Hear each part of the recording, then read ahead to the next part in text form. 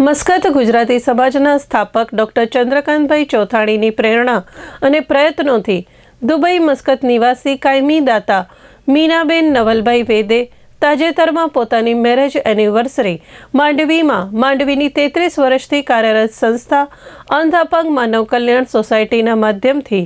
જીવદયા અને માનવ સેવાથી ઉજવી હોવાનું સંસ્થાના મંત્રી દિનેશભાઈ શાહે જણાવ્યું હતું।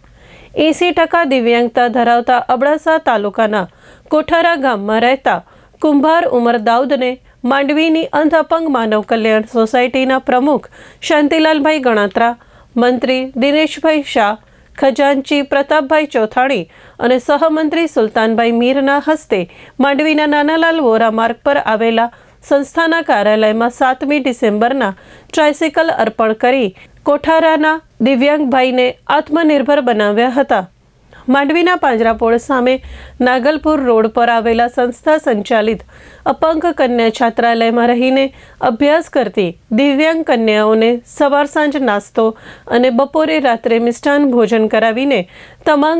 તમામ દિવ્યાંગ કન્યાઓને સારી ક્વોલિટીની અને બ્રાન્ડેડ કંપનીની પાણીની બોટલ દુબઈ મસ્કતના કાયમી દાતા મીનાબેન વેદ તરફથી ભેટ આપવામાં આવી હતી। આ ઉપરાંત પક્ષીઓને પણ ચણ નાખીને પોતાની મેરેજ એનિવર્સરી ઉજવી હતી।